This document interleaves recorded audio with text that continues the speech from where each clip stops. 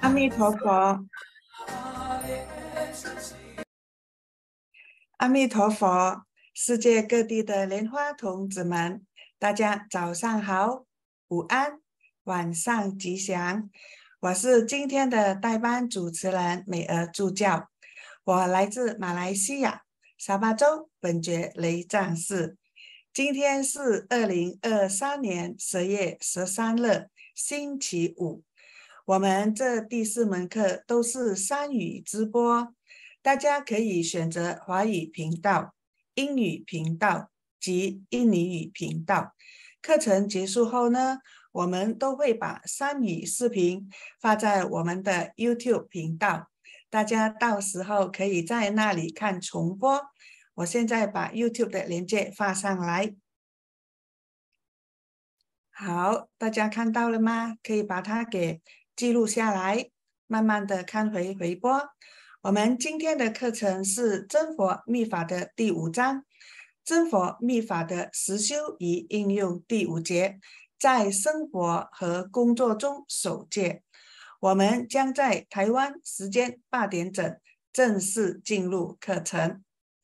欢迎上师、教授师、法师、讲师、助教及世界各地的莲花童子们，大家好，欢迎大家参加今天的课程。如果您方便的话，希望你能把你的摄像头打开，并写上你的法号莲花某某，方便我们彼此认识，跟你问安问好，也让我们的授课师莲意上师认识您。接下来和大家分享师尊的金句。好，这是来自莲生法王卢胜彦文集第214册，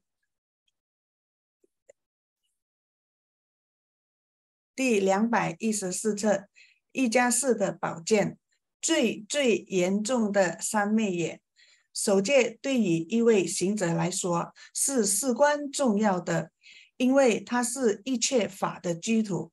而您知道最严重的煞、盗、淫、妄语、两舌、恶口及恶念等等的业障是什么吗？圣尊莲生活佛说，最严重的杀生是你杀了一位以证悟无上正等正觉的行者生命。由于这位行者的生命很重要，而你却杀了他，你等于杀死了千万人的慧命是一样的。杀佛、杀菩萨，其恶业最重。最严重的偷盗是你偷起了寺、堂、会、把寺堂会的财权归入自己的名下，非你所有，却偷盗之，以募款方式建立寺堂会，后来私吞了事，这既是最严重的偷盗。最严重的邪淫，是你诱惑比丘僧或诱惑比丘尼犯下了淫行，这是比一般人更重的恶业。如果你强迫了一位菩萨， Selamat malam,师兄师姐。这又是非常重的恶业了。也就是说，诱惑修行人犯下的邪淫罪加一等。最严重的狂语，是你欺骗了你的根本上师，欺骗师父，欺骗圣贤僧，对根本上师欺诈，任何一种方式，为了名、金钱等 Selamat malam, 师兄师姐。欺诈、诈骗。Maaf ya, saya agak terlambat. Jadi yang sedang dibacakan oleh pembawa acara Mei Ecuciao adalah artikel dari buku Secun yang berupa pesan dari Dakini Putih, yaitu perihal menaati sila. Menjaga sila merupakan hal yang sangat penting karena merupakan dasar dari semua sadhana. Dan Anda harus tahu bahwa sangat penting untuk menjaga perihal sila, Pancasila, tidak membunuh, tidak mencuri, tidak berzina, tidak berdusta, tidak mengucapkan hal yang memecah belah, tidak mengucapkan kata kasar, dan memiliki niat jahat. Mengapa demikian? Menurut Dharma Raja Liensen, hal yang sangat parah dari sila membunuh adalah Anda membunuh seorang yang mencapai pencerahan Anuttara Samyak Sambodhi. Karena nyawa yang demikian sangat penting, tetapi Anda telah membunuhnya. Karena itu Anda sama saja telah membunuh puluhan juta nyawa prajna orang lain. Karena contohnya membunuh Buddha atau Bodhisattva itu juga merupakan karma buruk yang sangat parah. Kemudian dari segi mencuri, yang paling parah adalah mencuri harta benda milik wihara atau tempat ibadah dan mengambil alih milik wihara atau tempat ibadah menjadi milik pribadi, menjadi hak kepemilikan sendiri, ya misalnya dalam hal penggalangan dana, lalu Anda menggelapkan dana itu merupakan pelanggaran sila mencuri yang paling parah. Lalu dalam berzina, yang paling parah adalah jika Anda menggoda anggota sangga seperti biksu, biksuni untuk melakukan perbuatan asusila. Itu merupakan karma yang lebih parah daripada jika dilakukan dengan orang awam. Dan jika Anda memaksa seorang bodhisattva untuk melakukan perbuatan asusila ini, maka itu juga merupakan hal yang sangat parah. Dengan kata lain, menggoda seorang sadaka sejati itu merupakan pelanggaran sila asusila, sila berzina yang paling parah. Lalu dalam hal mengucapkan kata-kata yang tidak baik, jika Anda menipu mulacarya, menipu seorang guru, menipu orang suci, itu juga yang terparah. Terhadap seorang guru, jika Anda menipu dengan menggunakan metode apapun demi mendapatkan posisi, tahta, harta, dan sebagainya, itu pasti akan terjerumus ke dalam neraka wajra. Lalu dalam kata-kata yang memecah belah juga demikian. Jika Anda membuat sangha terpecah belah, itu merupakan hal yang paling parah. Mengucapkan kata-kata yang tidak baik, jika Anda mengucapkan kata-kata yang tidak baik dan mengolok-olok, Anda juga dapat menimbulkan pelanggaran sila yang sangat parah.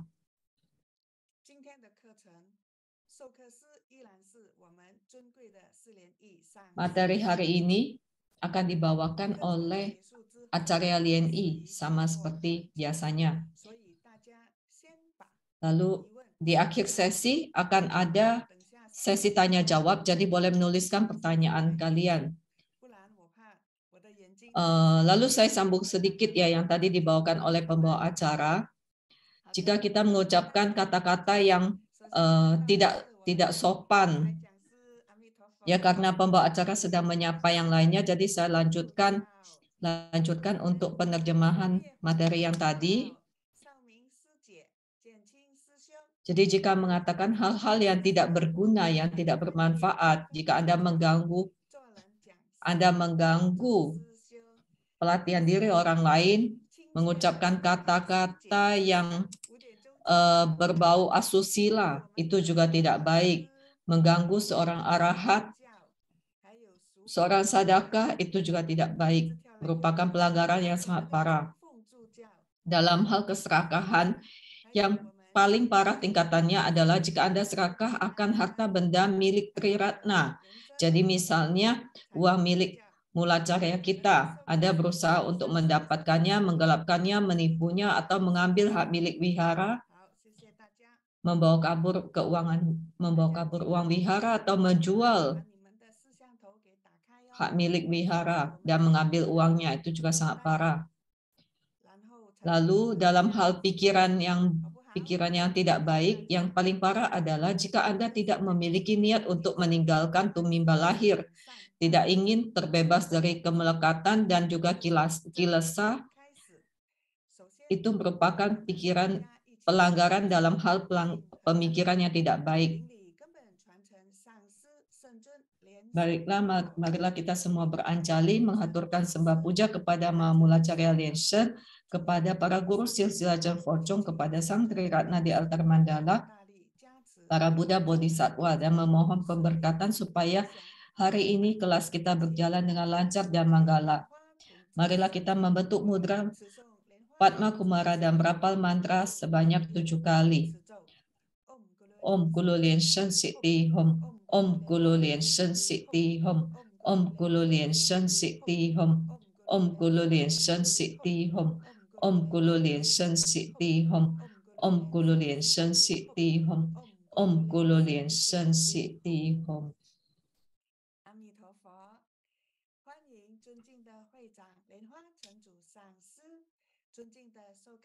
Amitabha, selamat datang kepada Acarya pengajar kita, Acarya Lien Yi, Acarya Ketua Divisi Pendidikan, Acarya Lien He, Ketua Divisi Humas, Acarya Lien Chia, kepada Acarya Lien Fei, kepada para Acarya Dharmacarya, Biksu, Biksuni, Pandita Dharmaduta, Pandita Lokapalasraya, serta para Padma Kumara sekalian yang telah bergabung.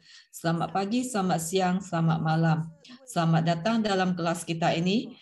Minggu lalu Acarya Lien Yi menjelaskan apa saja tugas kita dalam keseharian sebagai seorang siswa Chen Fo-chung. Kita belajar bagaimana mengubah keseharian kita menjadi pelatihan diri atau bawana. Jadi bagaimana bawana dalam berpakaian, bekerja, dan sebagainya. Makan, mandi, dan sebagainya. Dan juga bagaimana kita harus senantiasa dalam kondisi berkontak yoga meskipun kita sedang duduk, diam, berbaring, maupun berjalan. Jadi hari ini kita akan mempelajari bagaimana penekunan dan pengamalan sadhana tantra Chen Fo bagian kelima, taat sila dalam keseharian dan pekerjaan. Marilah kita menyambut Acarya Lien Yi yang memiliki pengetahuan mendalam tentang Buddha Dharma untuk mengajarkan kepada kita bagaimana taat sila dalam keseharian dan pekerjaan. Amitabha. Pertama-tama, marilah kita beranjali mengaturkan puji syukur kepada Mahamulacarya Lien Shen, kepada para guru silsilah Chen Fo-chung, para Buddha Bodhisattva di altar mandala, Dharmapala, serta para dakini dan para dewa. Yang terhormat Ketua TBF Acarya Lien Hua Cheng Chu, Ketua Divisi Pendidikan Acarya Lien He, kepada Ketua Divisi Humas Acarya Lien Chia, kepada Acarya Lien Fei, para Acarya Dharmacarya, Biksu Biksuni, Pandita Dharmaduta, Pandita Lokapalasraya, para pembawa acara, penerjemah, semua mentor, dan juga para relawan, serta semua peserta. Hari ini kita akan membahas bagaimana taat sila dalam keseharian dan pekerjaan. Kita mulai kilas balik terlebih dahulu. Soal pertama, pada bawana berpakaian, sebelum mengenakan pakaian, Sadaka membentuk mudra dan berapal mantra apa untuk bervisualisasi pakaian berubah menjadi perisai sima bandana?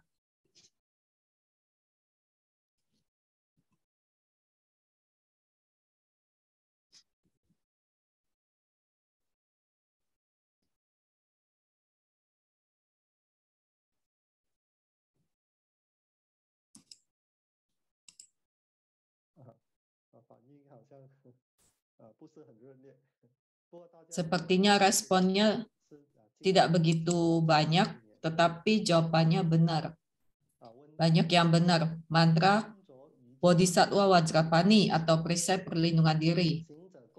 Soal kedua, yoga dalam bekerja memiliki metode visualisasi yang mudah. Saat bekerja, Sadaka bervisualisasi diri berubah menjadi siapa?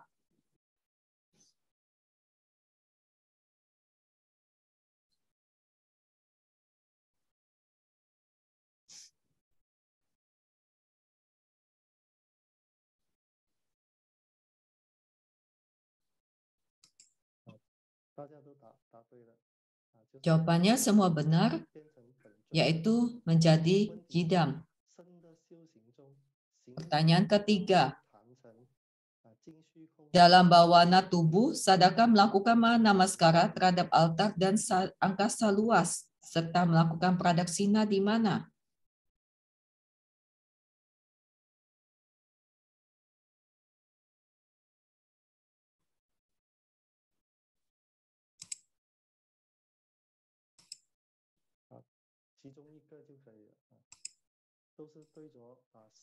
Salah satunya saja juga sudah boleh. Jawabannya benar adalah wihara, stupa, atau altar.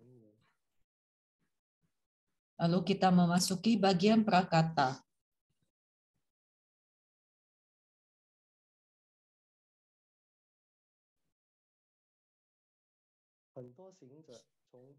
Banyak sadaka yang setelah bersarana kepada Wajracarya, Buddha, Dharma, dan Sangha akan menekuni sadana eksternal, sadana internal, Guya Tantra, dan Guyati Guya Tantra.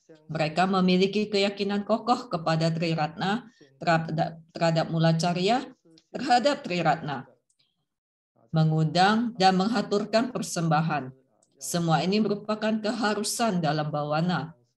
Jadi kita semua tahu ya bahwa dalam Tantrayana kita harus menghormati Mulacarya, Buddha, Dharma, dan Sangha. Kita terlebih dahulu mengundang kehadiran mereka lalu mengaturkan persembahan.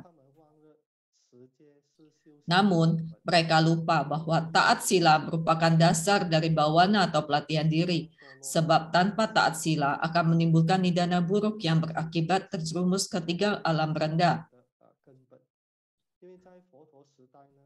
Jadi dasar dari pelatihan diri adalah sila. Sesungguhnya pada zaman Sang Buddha masih awalnya belum ada sila. Tetapi saat itu ada seorang siswa Buddha yang bernama Biksu Sujena. Beliau adalah anak tunggal dan ia menjadi biksu. Tetapi karena orang tuanya memohon-mohon kepada Sujena supaya bisa memberikan keturunan bagi orang tuanya. Jadi ada yang meneruskan keluarganya. Akhirnya Sujena melakukan hal yang melanggar Dharma, aturan Dharma. Jadi sejak itulah Sang Buddha menetapkan sila.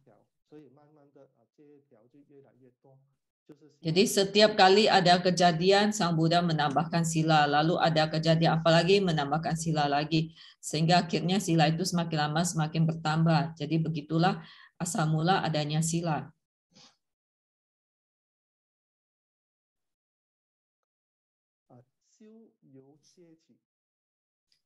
Bawana bermula dari sila. Sang Buddha meninggalkan sebuah kalimat yang terpenting sebelum parinirwana, yaitu berguru pada sila. Inilah petunjuk dari Sang Buddha. Jadi saat itu sebelum parinibbana,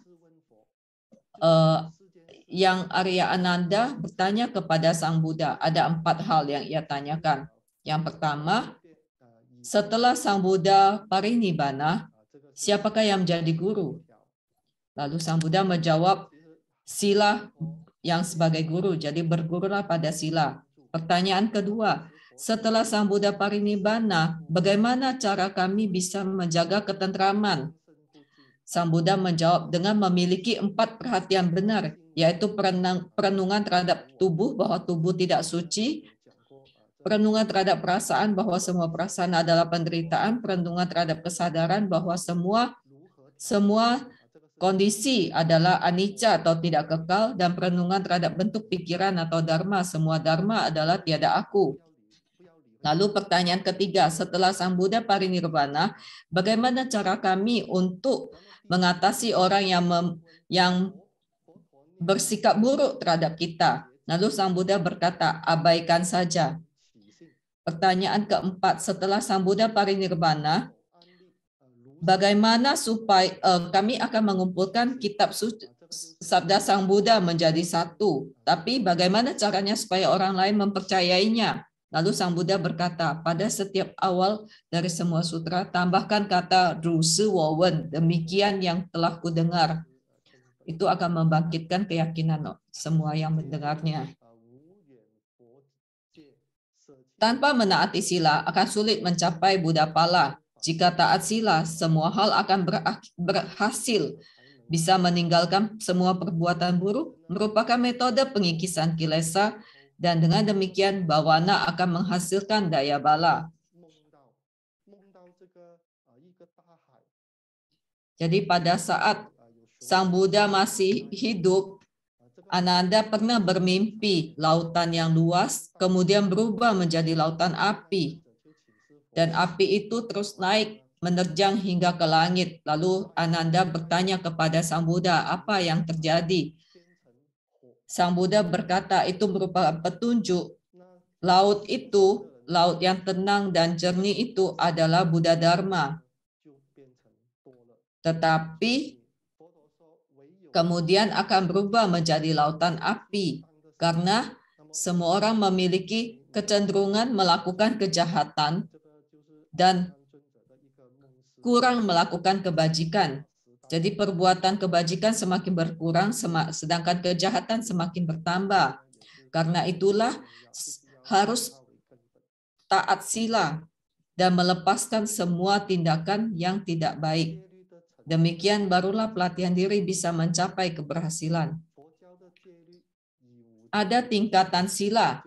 Yang pertama, Pancasila. Sila dasar dalam ajaran Buddha adalah Pancasila, yaitu pantangan membunuh, mencuri, berzina, berdusta, dan minum alkohol.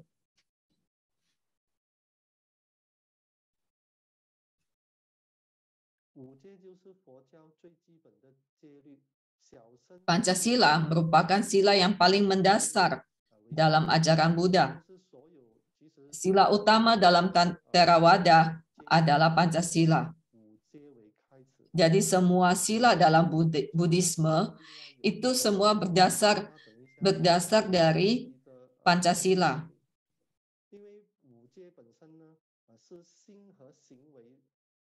Pancasila itu merupakan sila yang disusun untuk menyatukan antara perbuatan dan juga niat.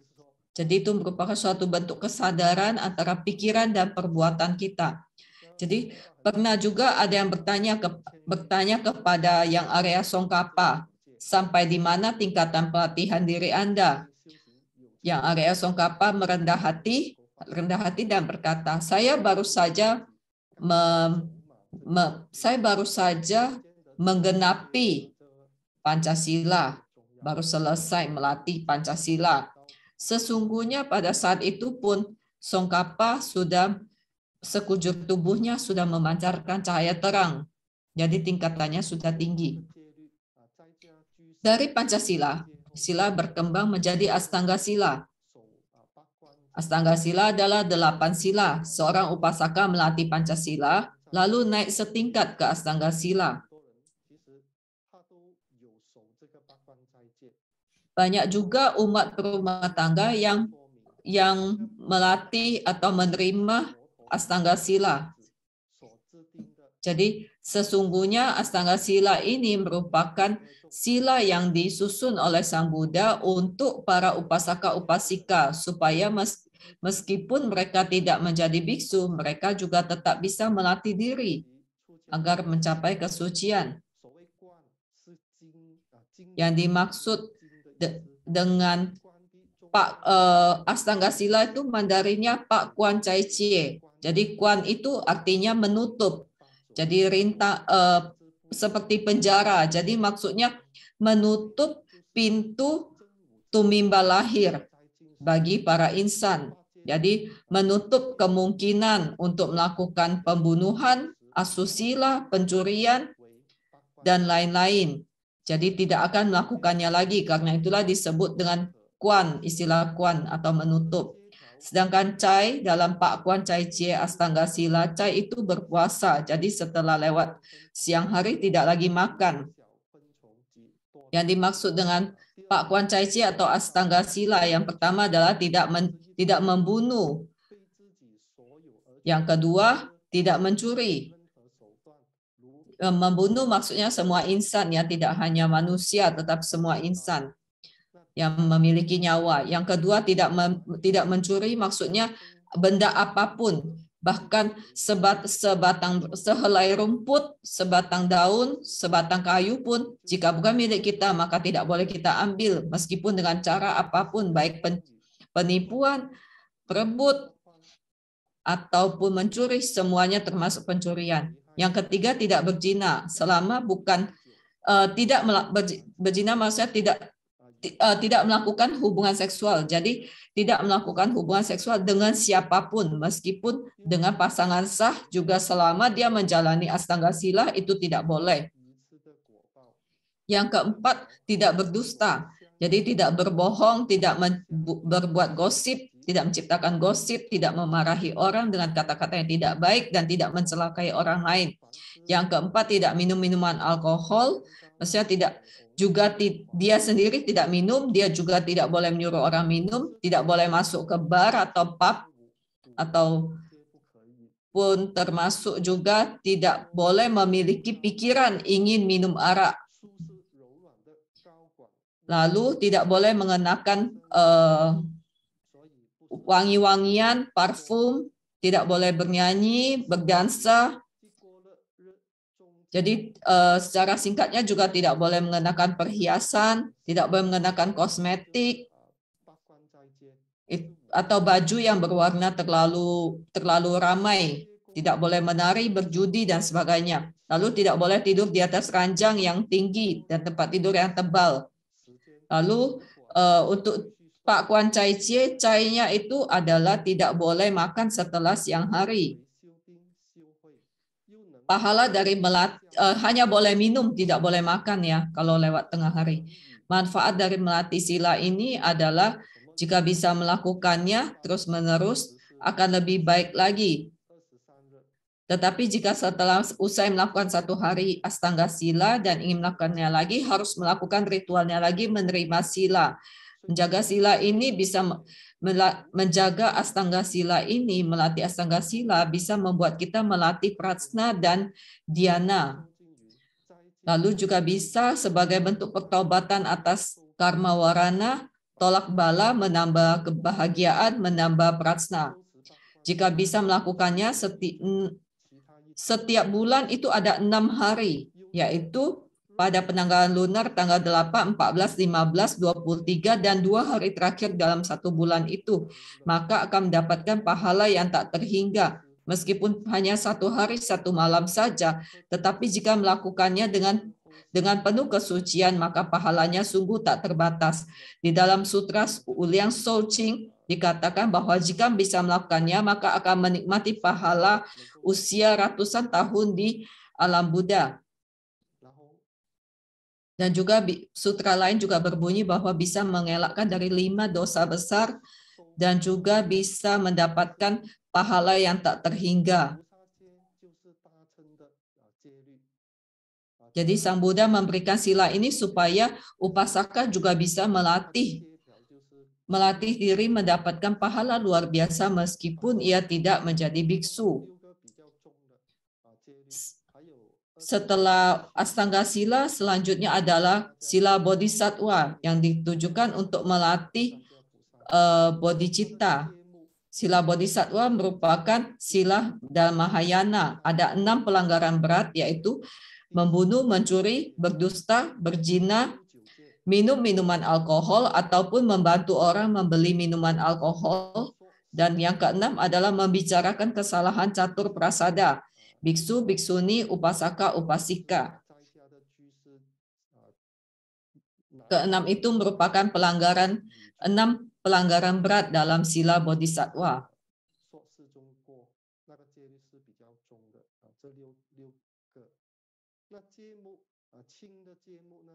Lalu ada 28 pelanggaran ringan. Yang pertama, tidak berbakti kepada ayah, ibu, dan guru. Kedua, bermabuk-mabukan. Ketiga, tidak menjenguk orang sakit. Keempat, tidak memberi sedekah saat bertemu dengan pengemis yang memohon sedekah. Jadi saat bertemu pengemis ya harus, kalau pengemis yang mohon sedekah itu harus memberikannya. Yang kelima, tidak menghormati guru atau senior saat bertemu muka. Jadi saat berjumpa kita harus memiliki sikap yang hormat, harus beranjali. Yang keenam, melihat orang lain melanggar sila, lalu kita timbul kesombongan. Jadi misalnya kita melihat orang lain melanggar sila, lalu kita timbul perasaan sombong gitu. Itu tidak boleh. Yang ketujuh, tidak menjalankan Astanga Sila pada 6 hari tertentu, yaitu tanggal hari lunar ke-8, 14, 15, 23, dan 2 hari terakhir pada bulan itu. Yang ke-8, tidak mendengarkan Dharma Desana, mengetahui ada biksu atau acarya datang berceramah, tetapi tidak pergi mendengarkannya. Itu juga melanggar sila bodhisattva. Yang ke-9, menggunakan peralatan milik sangha. Jadi kita tidak boleh menggunakan barang-barang milik sangga. Yang ke-10, minum air berbakteri.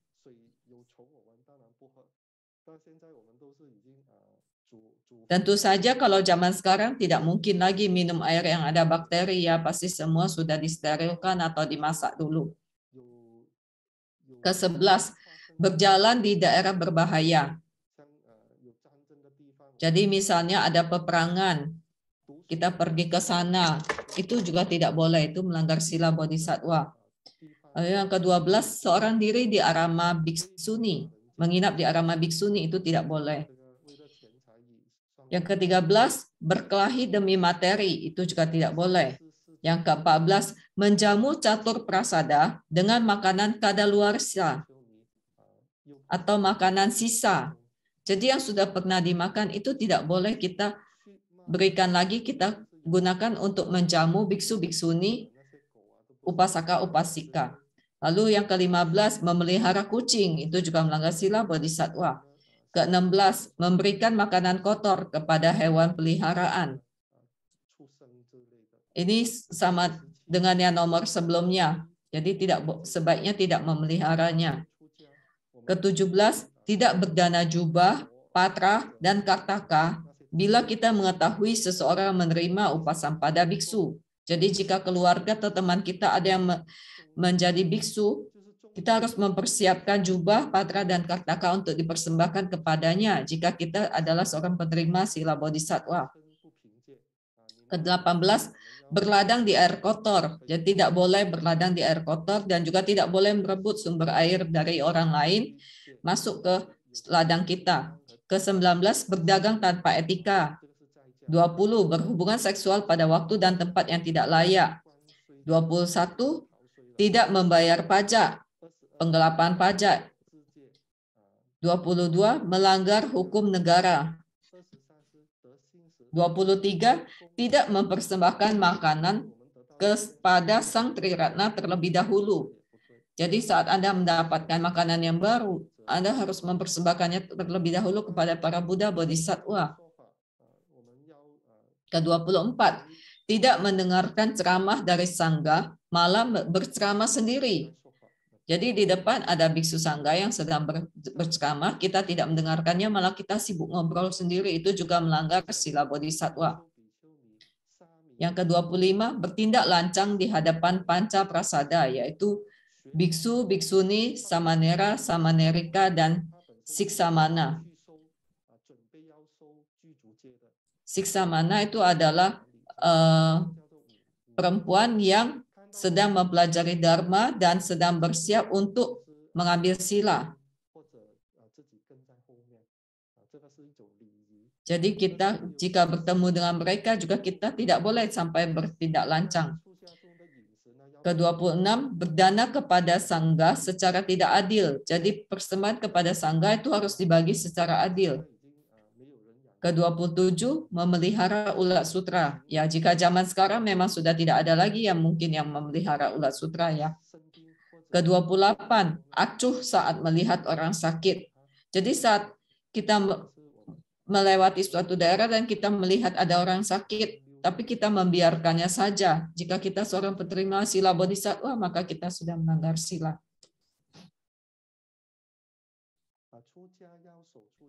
Seorang biksu harus menaati sila kebiksuan. Sila kebiksuan dibagi menjadi sila samanera, sila biksu biksuni, dan sila bodhisattva biksu. Ketiga sila ini dinamakan mahasila tiga altar atau santantacie.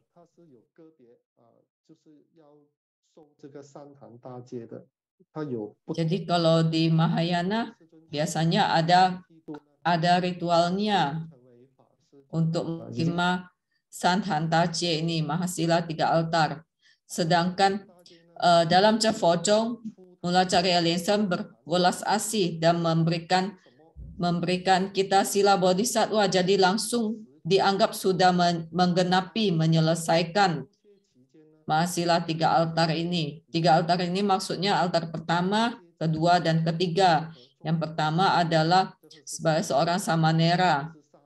Itu yang waktu awal, samanera dan samaneri itu. Lalu yang kedua, jadi bersiap-siap bagaimana menjadi seorang biksu.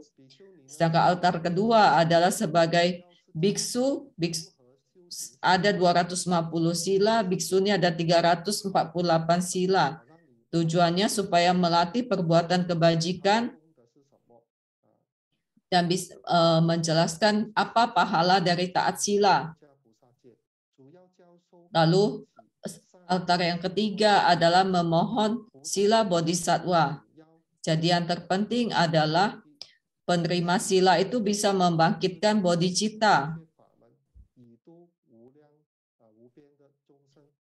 dan bertekad tidak melakukan kejahatan dan banyak berbuat kebajikan, bertekad untuk melatih semua pintu dharma dan menyelamatkan insan yang tak terhingga. Selanjutnya tingkatan sila adalah sat paramita. Berawal dari sila Theravada dan memasuki sila Mahayana hingga yang tertinggi adalah sila bodhisattva yang mencakup sila sat paramita.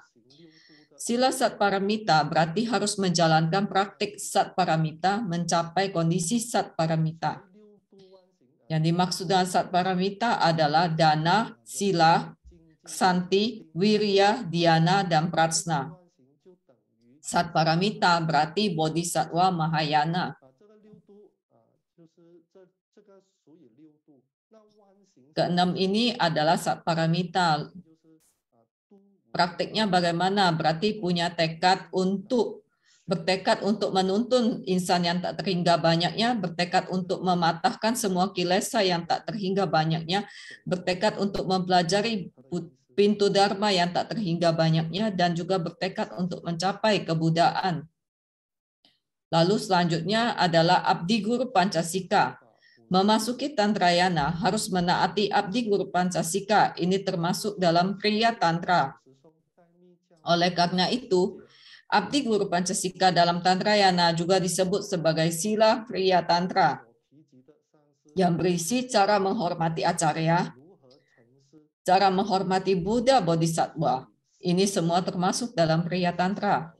Di dalam abdi guru pancasika, semua istilah acarya di sini adalah mula acarya.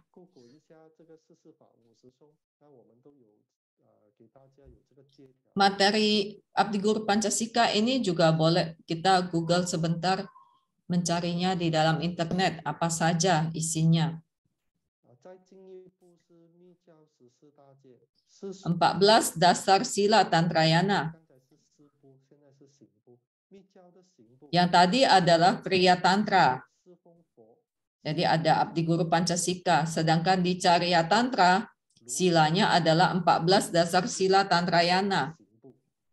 Dalam Tantrayana, Carya Tantra berfokus pada ajaran selain cara menghormati Buddha dan Guru, yaitu cara melatih diri.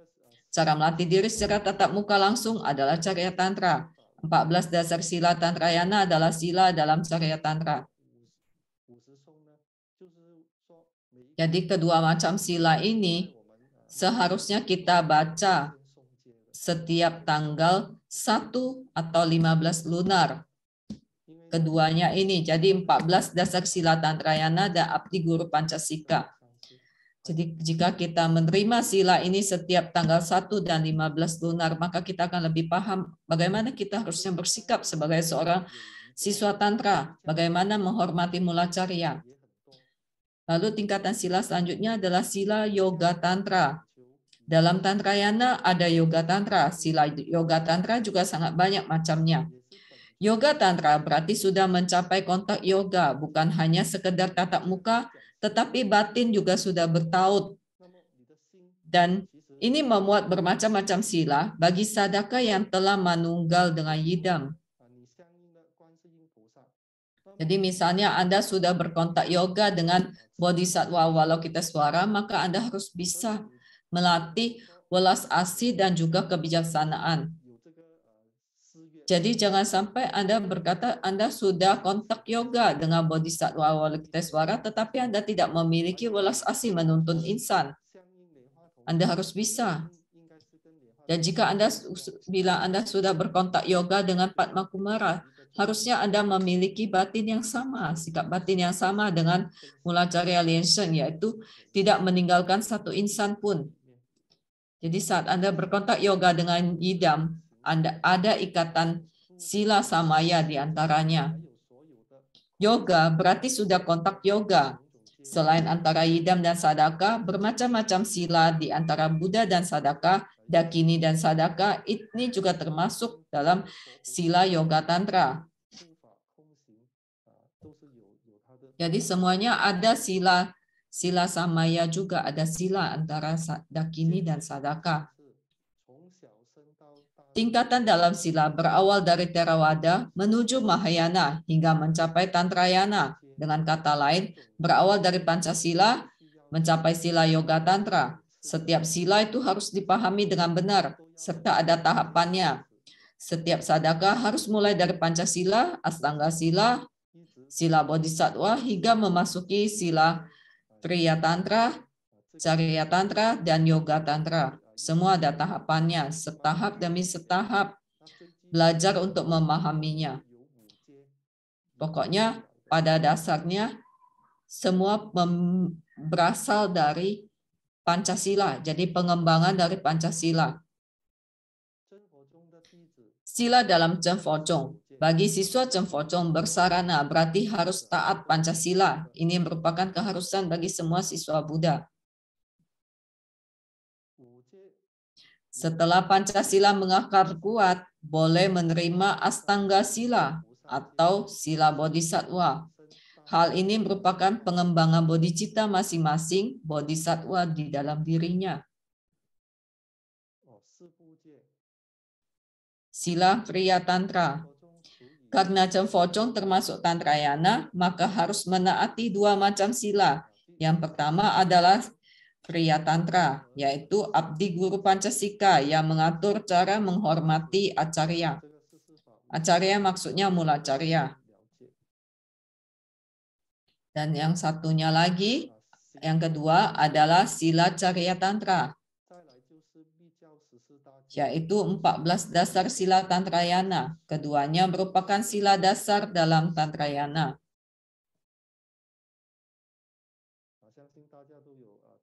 Saya yakin kalian semua pasti pernah membaca Abdi Guru Pancasila dan juga 14 dasar sila Tantrayana.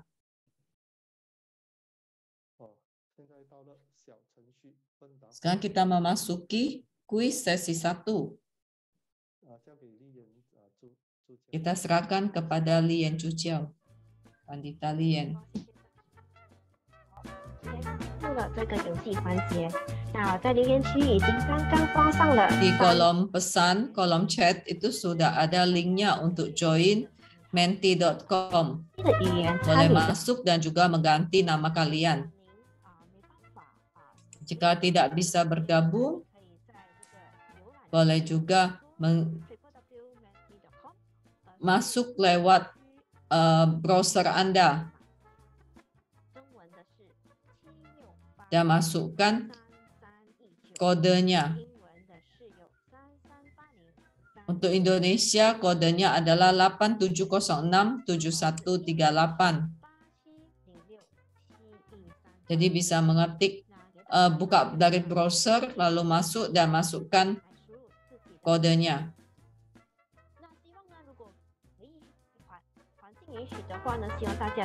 Jika lingkungan Anda memungkinkan, tolong tulis nama asli Anda saja, supaya semua bisa saling memahami, saling mengenal siapa yang sedang ikut games ini.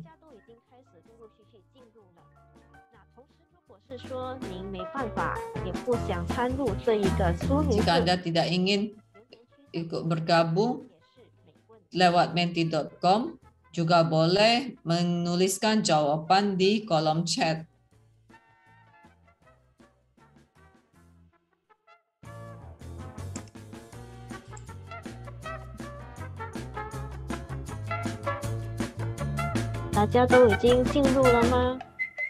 Apakah semuanya sudah bergabung?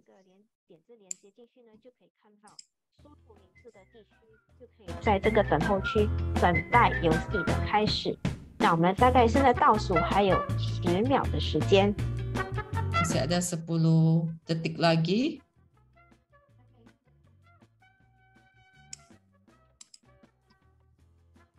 老师，请您问准备好了吗？好了问题一，真佛 Soal pertama. Setelah bersarana kepada Mulacarya, Buddha, Dharma, dan Sangha, mulai dari manakah seorang sadaka Chenpo harus berlatih? A. Guya Tantra, B. Sadana eksternal, C. Sadana internal, D. Guyati Guya Tantra.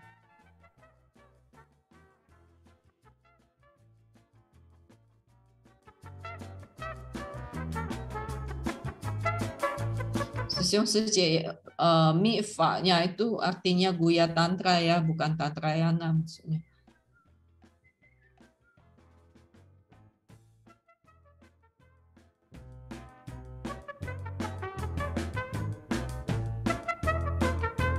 Jadi jawaban yang benar adalah B, sadana eksternal.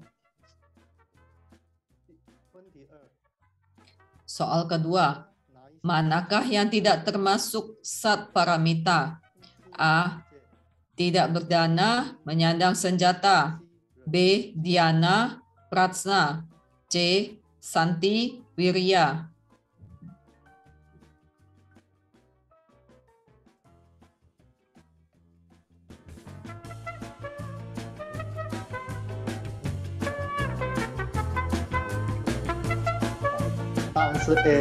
Jawaban yang benar adalah A.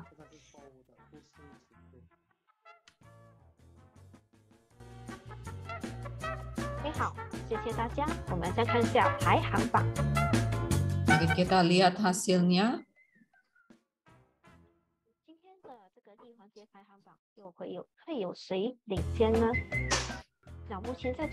Untuk channel Mandarin, pemenangnya adalah Sesiung Laucung. 加快速度选答案。好，我们看看一下印尼文。 Untuk channel Bahasa Indonesia, pemenangnya adalah Ethan.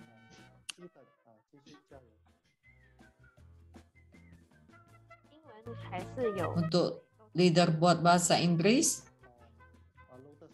Lotus Me. Sekarang terima kasih atas partisipasi kalian. Sekarang kita kembali kepada acaranya. Nanti kita akan lanjutkan kuis sesi 2.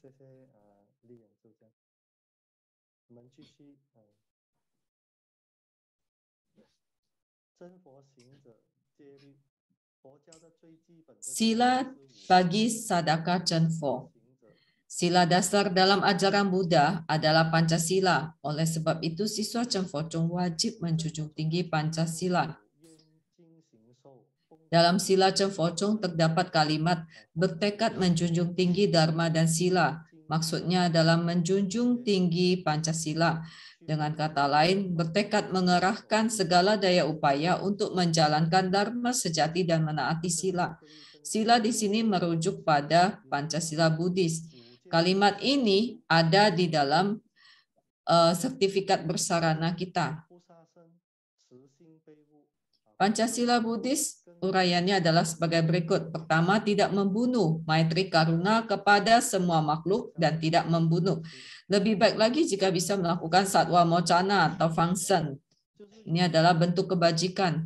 Ada sebuah kisah tentang seorang umat yang tadinya memiliki bisnis tetapi gagal bisnisnya. Karena gagal, ia pun merasa tidak happy, hidupnya tidak bahagia. Dan tiap hari ia merasa risau. Suatu hari ia melihat buku karya Acarya Lien Han. Buku karya Acarya Lien Han yang judulnya Satu-satunya cara merubah hidup, satu-satunya cara mengubah nasib Anda. Jadi ia membaca ternyata di sana untuk mengubah hidup kita, mengubah takdir kita. Selain pertobatan harus melakukan pelepasan satwa atau satwa mocana. Karena itulah ia mulai melakukan perubahan dalam hidupnya. Setiap hari ia melakukan catur prayoga untuk mengikis karma dan ia juga selalu melakukan satwa mocana. Setiap hari ia pergi ke pasar melihat ikan yang akan dipotong, ia beli lalu lepaskan. Setiap hari demikian. Sekitar 1 tahun kemudian kehidupannya pun berubah. Semua menjadi lebih baik. Lalu ia memulai bisnis baru lagi dan bisnisnya semakin lama semakin bagus, semakin sukses. Semakin sukses bisnisnya, ia semakin memiliki tekad untuk melakukan satwa mocana. Jadi karena bisnisnya semakin sukses, yang bisa ia beli semakin banyak. Jadi ia pergi ke pasar, semakin banyak ikan-ikan yang bisa ia beli untuk dilepaskan. Dan bahkan ia bisa pergi ke peternakan ikan, memborong ikannya, lalu ia menyewa kapal dan melepaskan ikan-ikannya. Semua itu ia lakukan terus. Lalu ia pun sudah menjadi orang yang sangat kaya sekarang ini, tetapi ia tetap mengingat jasa Mulacarya. Saat Secun berada di Taiwan, ia segera mengajak para pegawainya untuk bersarana kepada Secun. Bahkan tiket ke Taiwan, hotel di Taiwan, semuanya dibayarin oleh siswa ini. Tujuannya supaya bisa mengajak semakin banyak orang untuk bersarana kepada Secun. Jadi setelah ia kaya pun, ia tetap tidak melupakan jasa gurunya. Jadi semua ini juga merupakan pahala dari satwa mocana. Yang kedua, Pancasila yang kedua adalah tidak minum alkohol. Maksudnya adalah tidak bermabuk-mabukan dan tidak berhubungan seksual karena pengaruh alkohol. Jadi misalnya cuaca dingin, Anda minum alkohol sedikit untuk menghangatkan badan, itu boleh saja. Yang penting tidak menghilangkan kesadaran Anda. Selain alkohol, jika menghisap narkoba, mengkonsumsi narkoba atau obat-obatan terlarang, ataupun bahkan berjudi, asalkan bisa melemahkan kesadaran Anda, itu semua tidak boleh. itu termasuk dalam sila ini. Yang ketiga, tidak berzina. Selain pasangan hidup yang sah, semua hubungan seksual tergolong perzinahan. Ini merupakan suatu bentuk kehormatan. Jika Anda melanggar sila ini, akan mengurangi berkah Anda. Ada seorang siswa saat baru memulai bisnisnya itu sangat bagus, sukses. Lalu ia ingin pergi ke Tiongkok. Temannya berkata, hati-hati kalau Anda ke Tiongkok. Tapi umat ini berkata, oh saya tidak takut, ada Dharmapala yang melindungi saya. Tapi sebenarnya Dharmapala itu melindungi pikiran benar. Jadi orang ini saat di Tiongkok dia sudah tidak punya pikiran benar. Waktu pulang dari Tiongkok saja ia membawa wanita lain. Akhirnya pernikahannya pun buyar. Istrinya meninggalkannya dan mereka bercerai. Bisnisnya semua gagal, hancur.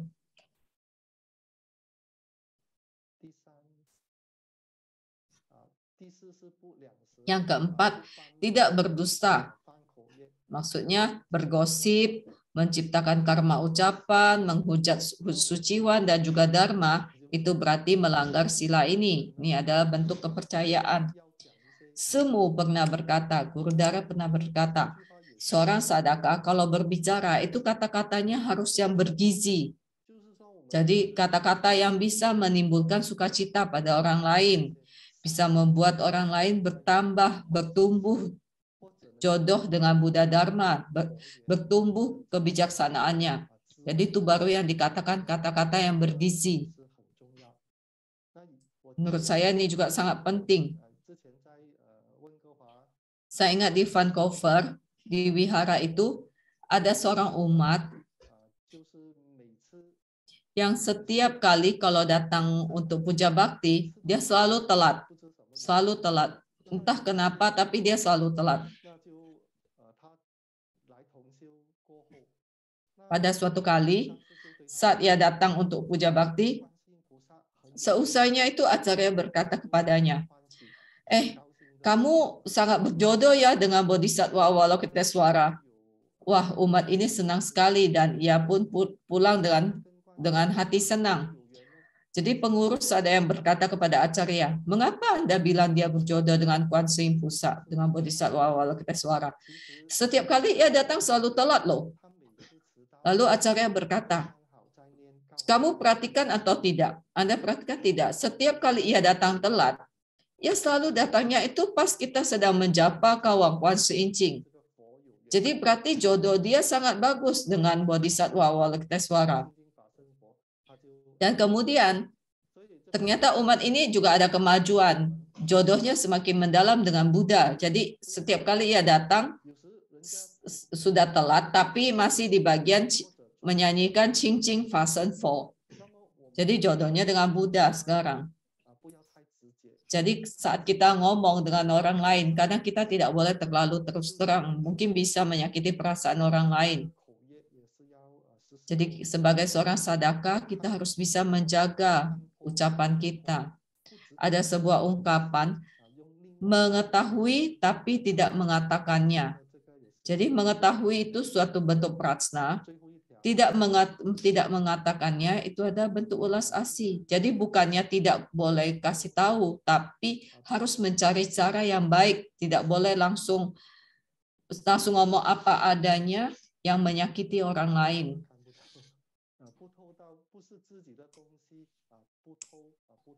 Lalu Pancasila yang kelima adalah tidak mencuri, yaitu tidak mengambil apapun yang bukan milik kita. Khusus untuk ini, Mulacarya Linsen juga pernah berkata bahwa tidak bersadana itu juga melanggar sila mencuri. Jadi setiap hari kita harus bersadana 1 kali. Ada seorang umat yang sudah bersarana 16 tahun, tapi ia berkata kepada kami, 16 tahun dia bersarana, udah kui ke secun 16 tahun, tapi satu kali pun ia tidak pernah bersadana. Nggak pernah syufa satu kali pun. Sampai suatu hari, saat bangun pagi, dia tuh kaget, dia melihat suami di sampingnya itu sudah kaku. Dan ternyata suaminya itu waktu tidur itu udah meninggal. Jadi ini membuat ia sangat terpukul. Saat itulah ia mulai membuka mata bahwa hidup ini anicca. Hidup ini tidak kekal. Entah kapan giliran kita yang meninggalkan dunia ini. Jadi pada saat itulah ia mulai memahami tentang anicca, ketidakkekalan. Dan ia pun mulai tekun bersadana. Hal ini juga saya ceritakan kepada kalian semua bahwa sebagai seorang sadaka kita harus memahami apa itu ketidakkekalan atau anicca. Kelima sila ini, Pancasila ini, tidak hanya praktisi Mahayana, tapi praktisi Tantrayana pun wajib menaati Pancasila. Apabila semua orang dapat menaati Pancasila, maka dunia akan damai dan makmur. Kasus pembunuhan, pencurian, perzinahan, penipuan semuanya lenyap tak berbekas. Dunia saha ini akan menjadi suci, batin tentram, tidak ada bedanya dengan tanah suci. Jadi Ma Guru Lensher berharap semua sadaka Chenpo bisa menaati Pancasila. Sepertinya belakangan ini mulai ada peperangan lagi. Jika sering membaca berita pasti tahu bagaimana menakutkannya peperangan. Betapa banyak orang yang mati, banyak yang mengungsi. Jadi sila membunuh ini semua berhubungan dengan keegoisan manusia. Sebenarnya semua manusia juga pasti ingin hidup tentram, ingin hidup bahagia. Jadi untuk seorang siswa Chenpo Chung harus senantiasa mengingat Pancasila ini. Dari Pancasila ini yang terutama harus dijaga adalah jangan sampai melanggar sila membunuh. Karena Chenpo Chung termasuk dalam Tantrayana, maka harus menaati sila Tantrayana. Ada 14 dasar sila Tantrayana. Pelanggaran sila manapun akan menghancurkan hubungan sakral di antara sadaka Chenpo dengan mula carya, yaitu Ma Guru Lensher. Sehingga sadaka yang telah bersarana cuma mendapatkan formalitas sarana saja, tidak mendapatkan adistana dari mula carya dan yidam.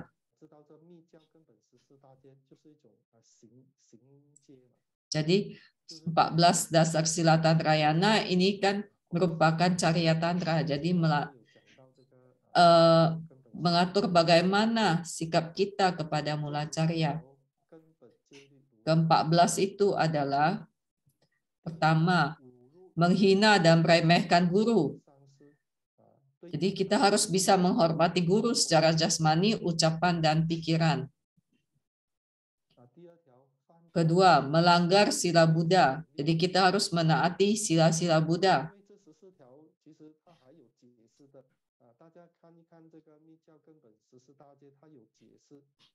Jadi bisa membaca penjelasan masing-masing dari setiap butir sila ini ya, biasanya di buku sadana kita itu ada. Buku sadana yang besar yang gambar secun di depannya itu ada penjelasan dari setiap butir sila ini. Karena keterbatasan waktu jadi hanya dibacakan bunyi silanya saja. Yang ketiga, membenci saudara sedharma atau tidak berseteru, tidak membenci saudara sedharma. Ini yang paling sering dilanggar. Jadi seorang sadaka seringkali membenci saudara sedharma. Di tempat ibadah juga banyak yang bertikai. Semua ini disebabkan karena para umat ini hanya tahu bersadana, tidak tahu melatih diri, melatih hati. Jadi mereka juga tidak mengingat ada sila ini.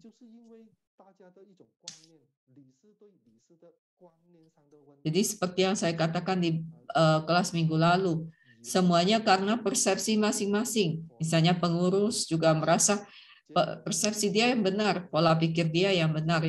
Semua merasa dirinya benar, orang lain tidak benar. Karena itulah ada benturan, ada pertikaian. Jadi ya ada seperti kasus di satu wihara.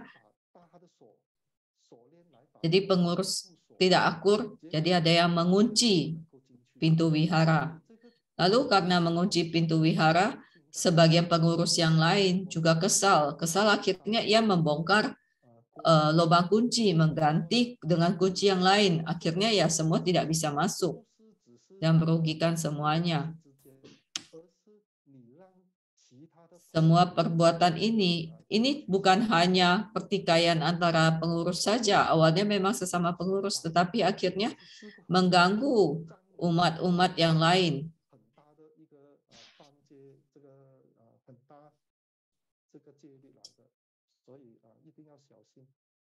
Jadi kita harus hati-hati dengan sila ini. Yang keempat juga,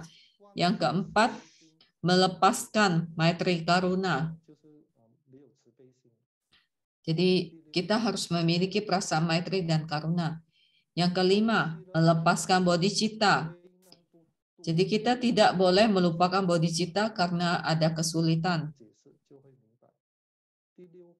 Yang keenam, menghujat ajaran Buddha dan agama lain. Jadi kita tidak boleh mengecam Sutra Mahayana dan Tantrayana dengan mengatakan sutra itu bukan berasal dari Buddha Sakyamuni. Sebenarnya setiap sutra memiliki pahalanya masing-masing, jadi tidak boleh dihujat sembarangan.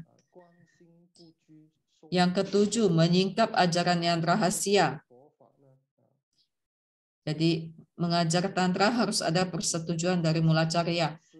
Ada sadhana yang tidak boleh diungkapkan. Misalnya itu disampaikan langsung oleh mulacarya kepada kita, atau itu ajaran tentang sadhana internal, itu Sucun langsung memberikannya kepada kita, kita tidak boleh menyingkapnya kepada orang lain.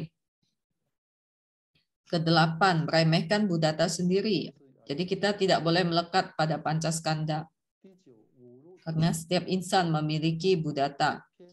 Yang kesembilan, menghina dan meremehkan prinsip sunya, atau kita tidak meragukan kesunyataan.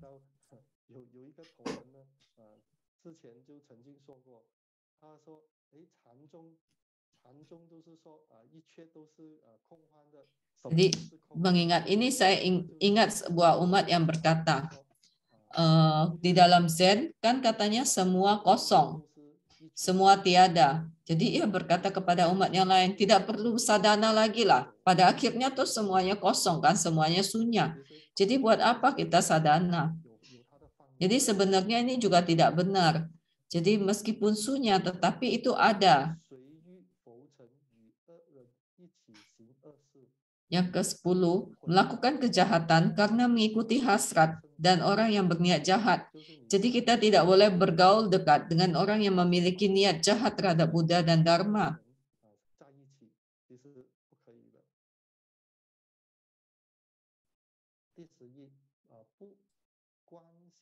Ke-11, tidak bervisualisasi kesunyataan atau tidak membesar-besarkan keberhasilan diri sendiri dan melupakan tujuan berlatih tantra.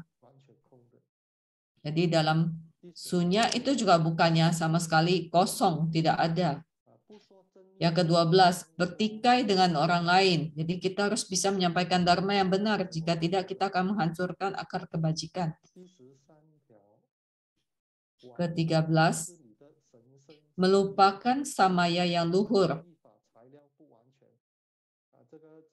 Jadi dalam sadhana tantra harus menggunakan dharma yudam yang lengkap.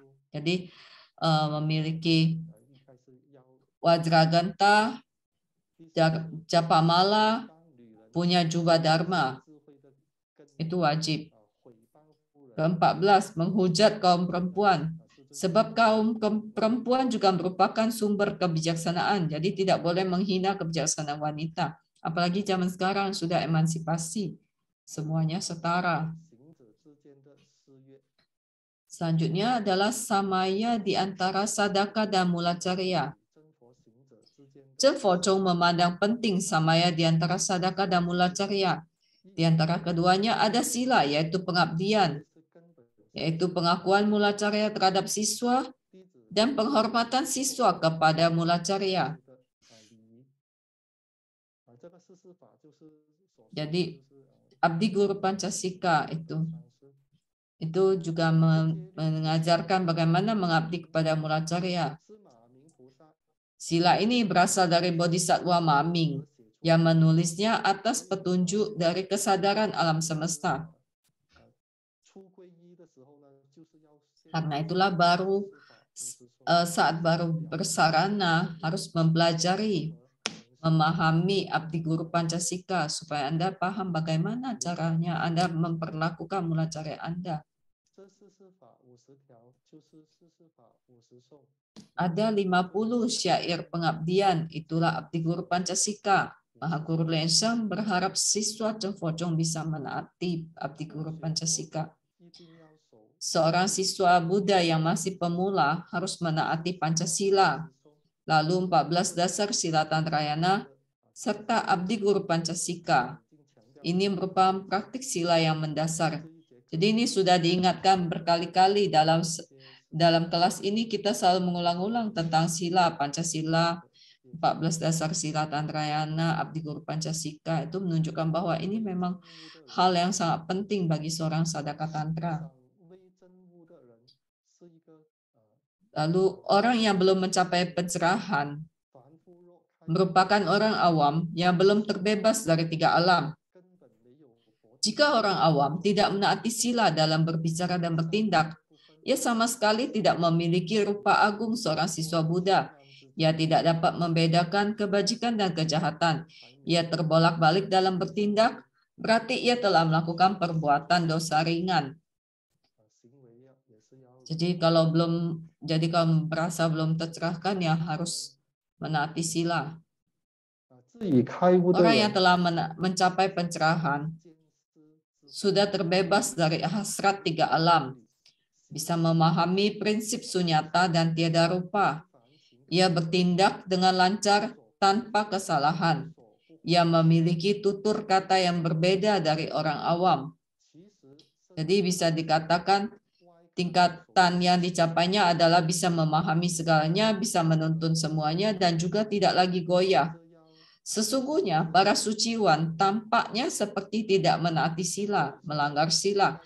Tetapi sesungguhnya mereka telah mencapai pencerahan sejati. Hal ini memerlukan prajna tertinggi untuk dapat mengamati diri sendiri. Jadi orang yang tercerahkan itu prinsipnya bisa dikatakan kayak dia itu berkata, saya tidak menaati sila, tapi saya juga tidak melanggar sila. Boleh dikatakan dengan istilah itu, tidak menaati sila, tapi juga tidak melanggar sila. Jadi ada ungkapan terkenal, tempat yang dilompati singa tidak boleh diikuti oleh kelinci. Yang sanggup dilompati singa tidak sanggup dilompati kelinci. Orang awam harus menaati sila, orang suci boleh melanggar sila.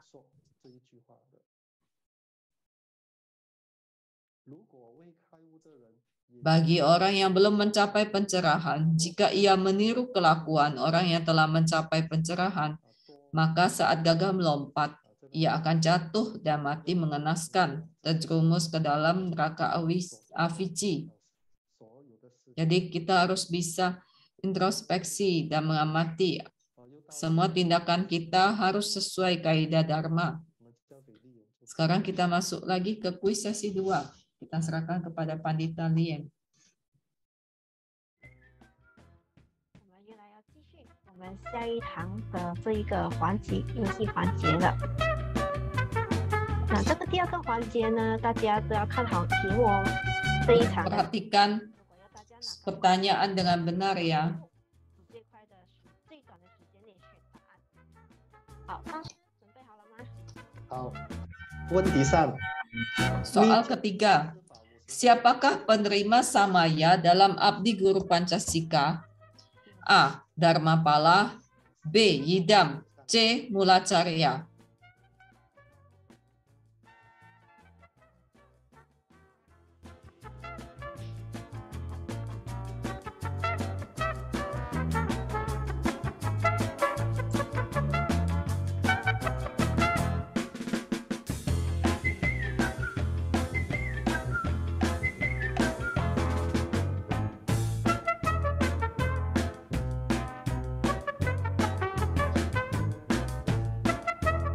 Jawaban yang benar adalah C.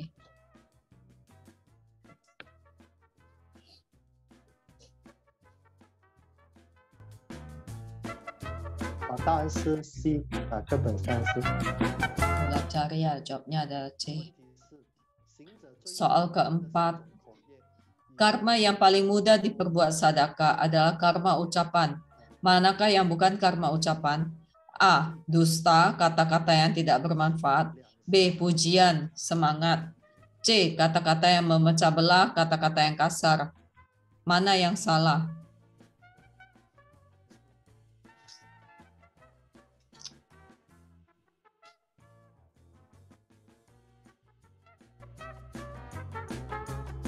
答案是B。 Jawaban yang benar adalah B. 谢谢上师，也谢谢大家参与。 Terima kasih pada Acarya dan juga kepada semua peserta yang sudah partisipasi. 大家都表现得不错。 Sesi 2 ini semua sangat cepat menjawabnya. Sangat bagus. Untuk leaderboard Mandarin tetap Lao Chung Sesiong. 好，我们再看一下印尼的印尼文有谁呢？ Untuk papan peringkat bahasa Indonesia masih Ethan pemenangnya. Selamat. 最后我们再看看英文排行榜，也是来自 Lotus Me。 Yang bahasa Inggris adalah Lotus Me. 恭喜三位，我们就结束。 Lalu sekarang kita kembali 那现在交回给上师 pada kelas kita. 剩下的课，谢谢大家。谢谢丽人助教。 Kita serahkan kepada Acarya untuk menyelesaikan materi pelajaran hari ini.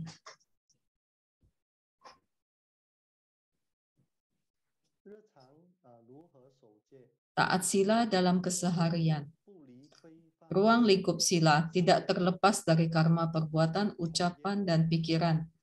Karma ucapan paling mudah dilanggar dalam lingkungan pekerjaan serta saat mengobrol dengan sanak keluarga dan teman, paling mudah melanggar 4 macam karma ucapan, yaitu 1. Dusta, yaitu ucapan yang berbeda dengan maksud hati dan menipu orang lain. Yang kedua, kata-kata yang tidak bermanfaat, yaitu omong kosong duniawi yang membuat orang semakin jauh dari praktik dharma. Ketiga, kata-kata yang memecah belah, menjauhkan kedua belah pihak dan menciptakan gosip. Yang keempat, kata-kata kasar, memaki orang lain dan membuatnya menderita. Jadi keempat ini paling mudah dilanggar. Kita harus bisa menjaganya. Ada ungkapan, kurangi berbicara, perbanyak tindakan. Dengan demikian dapat menjaga karma ucapan. Jadi seorang sadaka harus lebih sering untuk merapal mantra. Jika mulut senantiasa merapal mantra, maka tidak akan ada waktu untuk bergosip dan sebagainya. Bagi sadaka Chenfo, saat menemui nidana yang tidak baik, sebaiknya merapal mantra terlebih dahulu di dalam hati. Misalnya mantra hati mula guru, lalu baru membuka mulut untuk merespon. Dengan demikian akan mengurangi kesempatan untuk berbuat karma ucapan. Karena ada daya adistana dari Mulacharya. Karma perbuatan. Ada 3 karma perbuatan. Yang pertama membunuh, yaitu menyakiti insan. Yang kedua mencuri, yaitu mencuri, menipu, mengambil benda yang bukan milik sendiri. Yang ketiga adalah berzina. Jadi hubungan seksual selain dengan pasangan hidup yang sah. Ada 3 karma ini. Karma perbuatan. Membunuh merupakan karma yang paling berat. Siswa Buddha dilarang membunuh. Ada sebuah umat yang pekerjaannya penjagal babi. Dulu langsung motong dengan tangan ya, menggunakan pisau jagal. Satua ia mengalami kanker, menderita kanker. Dan ia juga berkata bahwa ia sering mimpi buruk. Ia bermimpi para babi datang menggigitnya. Dan ia sungguh-sungguh merasa sakit saat digigit. Bahkan di badannya juga ada bekas bekas memar gigitan babi. Jadi ia juga merasa sadar bahwa dulu ia telah melakukan banyak karma pembunuhan. Namun, Dharma Raja Liensem pernah berkata dalam Dharma Desana, saat melihat nyamuk terbang mendekat akan memukulnya. Mengapa boleh membunuh? Karena dengan maitri karunanya dapat menyeberangkan nyamuk itu ke tanah suci, terlepas dari penderitaan, membawa nyamuk bersarana kepada Buddha dan menuju Buddha Loka. Jadi ini seorang sadak mahasida yang memiliki kemampuan baru boleh melakukan hal ini.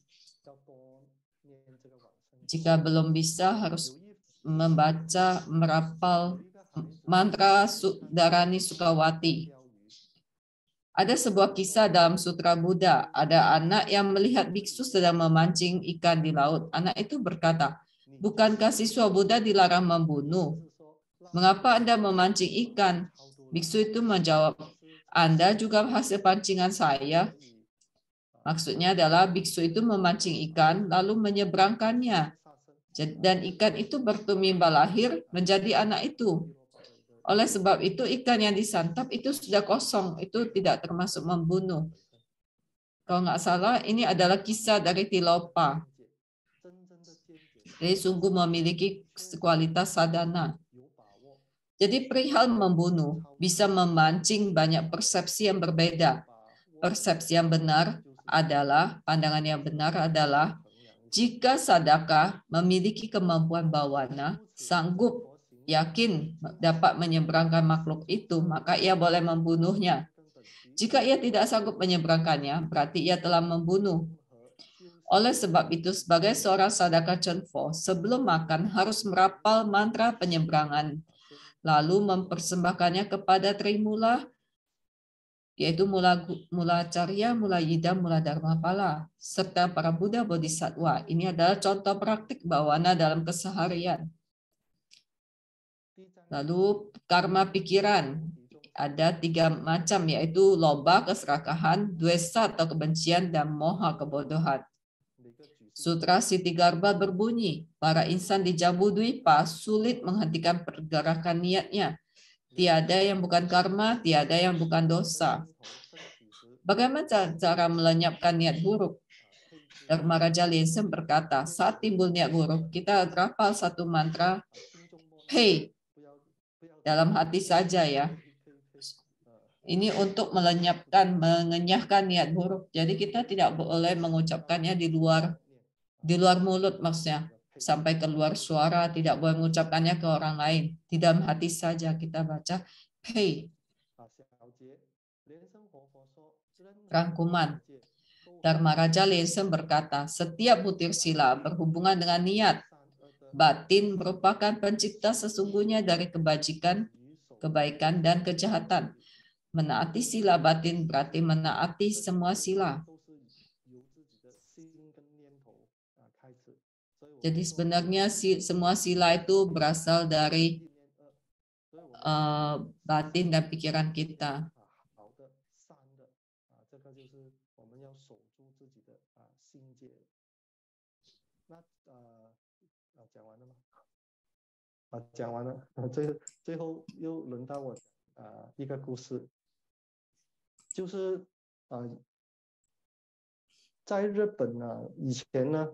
Di Jepang, pada era pertengahan Kamakura, ada seorang perempuan yang bernama Chiyono, Adachi Chiyono.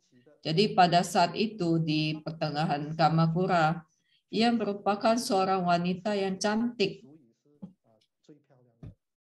Yang boleh dikatakan perempuan tercantik pada masa itu.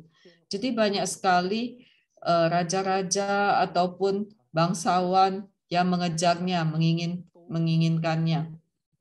Tapi semuanya ia tolak. Bahkan sampai usia 20-an tahun ia bahkan belum menikah. Suatu ketika saat ia pergi berdoa, doa bersama, ia mendengar seorang biksu Zen berkata, penampilan atau paras secantik apapun pasti akan menua. Dan saat mati hanyalah seonggok tulang putih. Jadi saat itu ia mulai timbul niat untuk meninggalkan keduniawian, untuk melatih diri. Hanya dengan melatih Buddha Dharma, baru bisa menekuni Buddha Dharma, baru bisa terbebas dari semuanya ini. Itulah kata Biksu Zen itu. Karena itu perempuan ini, Chiono ini ingin menjadi biksu. Ia pergi ke banyak wihara, tetapi semuanya menolaknya. Ia ingin menjadi biksu, tetapi memang karena ia sangat cantik, jadi semua wihara itu pun menolaknya. Hingga akhirnya ia tiba di sebuah kuil yang bernama Jorakuji. Di sana ada seorang biksu Zen yang berasal dari Tiongkok, yang terkenal di Jorakuji ini. Jadi biksu itu berkata, niat Anda untuk melatih diri dan bawana ini memang sangat bagus. Tapi kalau saya menerima Anda menjadi biksu, maka biksu di sini ada 500-an dan batin mereka itu belum kokoh dalam Dharma. Jika Anda ada di sini, pasti hati mereka pun akan Anda bawa pergi. Jadi saya tidak bisa menerima Anda sebagai biksu. Jadi saat itulah Chiono sadar, ternyata parasnya yang cantik ini ternyata justru merupakan rintangan terbesar jika ia ingin menjadi biksu. Demi keyakinannya dan keinginannya menjadi biksu, akhirnya ia pun membulatkan tekad. Ia menggunakan penjepit besi, ia mengambil arang yang panas, dan melukai wajahnya. Jadi membuat wajahnya itu melepuh hancur. Kemudian jadi kecantikannya, parasnya yang cantik pun semua ia hancurkan. Lalu ia mencari biksu Zen ini lagi. Ia berkata ia sudah bulat tekadnya untuk menjadi biksu. Dan biksu ini pun melihat bahwa ia memang sangat gigih tekadnya sehingga merasa terharu dan akhirnya menerimanya menjadi biksu dan memberinya nama Wu-Zhi. Lalu setelah menjadi biksu, setiap hari yang ia kerjakan semua pekerjaan kasar tinggal di kuil itu. Ya, dia setiap hari harus mengambil air, menimba air untuk membawanya kembali ke kuil. Waktu berjalan cukup lama, tapi ia juga masih belum mencapai pencerahan. Suatu hari,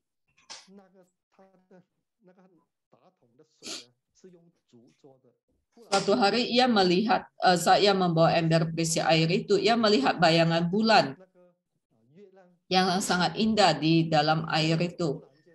Nah, tetapi karena ember itu kan dari bambu dan semakin lama dipakai akan rusak. Dan tiba-tiba ember itu pun putus, hancur, jebol. Saat itu ia pun tercerahkan. Ia menulis sebuah kalimat, tiada air, tiada bulan. Ia menulis sebuah kata bahwa saya sekuat tenaga menimba air, berharap ember ini kuat. Dan saya berharap ember ini tidak pernah rusak, tidak pernah putus. Tetapi tiba-tiba ember ini menjadi jebol. Sehingga tidak ada lagi air di sana, tidak ada lagi bulan di sana. Semuanya tinggal kosong. Jadi di Jepang itu pun akhirnya ada sebuah kuil yang bernama Kaizoji yang menuliskan syair ini di sana. Dan di sana ada sebuah sumur. Jadi syairnya dari Chiono ini dituliskan di sana. Dan sumur itu dinamakan sumur yang dasarnya terbuka atau Sokonukenoi dalam bahasa Jepang. Jadi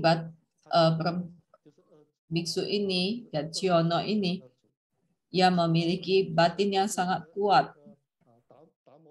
sama seperti pewaris Jen, patriark Jen kedua, itu juga memiliki batin yang kuat, gigih. Saat itu ia mohon kepada Bodhidharma untuk belajar Dharma, belajar Jen, itu belum diajari. Ia berlutut sampai 3 hari 3 malam. Lalu Bodhidharma bertanya, buat apa kamu datang ke sini? Ia berkata, ia menjawab, saya ingin belajar Buddha Dharma. Bodhidharma berkata, Buddha Dharma itu tidak segampang itu diajarkan. Patriark kedua ini, ia mengambil golok dan ia memenggal tangannya sendiri. Akhirnya Bodhidharma terharu dan mengajarkan Buddha Dharma kepadanya.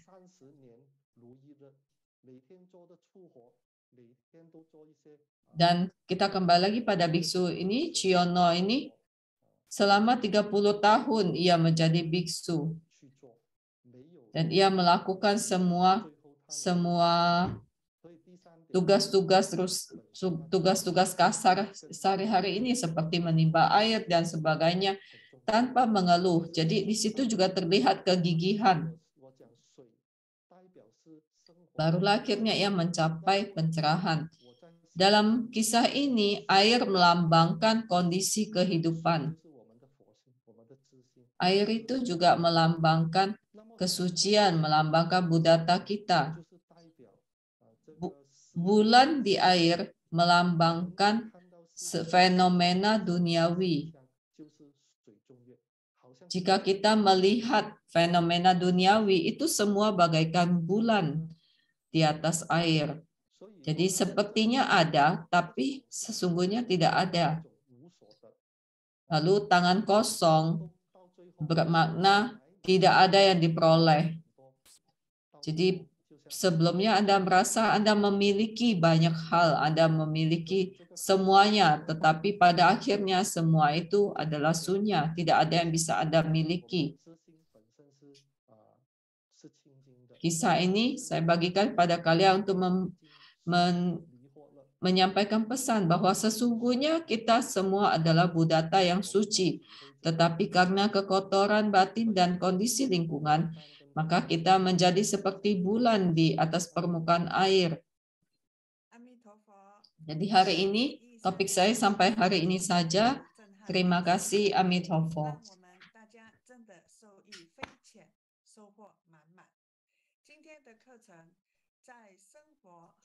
Terima kasih kepada Acarya Lien yang telah mengajarkan kita bagaimana menjaga sila, bagaimana taat sila dalam keseharian. Dan juga bekerja, kita harus memahami batin dan juga kita harus menaati sila seperti ajaran Sang Buddha, pesan Sang Buddha. Jika tidak menaati sila, maka akan sulit mencapai Buddha Pala, akan sulit mencapai Buddha Loka. Sila berawal dari Pancasila, lalu ke Astanga Sila, dan Bodhisattva Sila. Bagi seorang siswa Cemfocong juga harus menaati Pancasila, yaitu tidak mencuri, tidak membunuh, tidak mencuri, tidak berzina, tidak bermabuk-mabukan, dan juga tidak berdusta. Ini semua harus dilakukan, ditaati semua siswa Cemfocong. Lalu menaati Abdi Guru Pancasila dan juga 14 dasar sila Tantrayana. Selanjutnya adalah sesi tanya jawab. Boleh menuliskan pertanyaan Anda. Boleh di Zoom, Facebook. Jika tidak sempat dijawab, kita akan menjawabnya di kelas minggu depan. Pertanyaan minggu lalu kita jawab dahulu ya.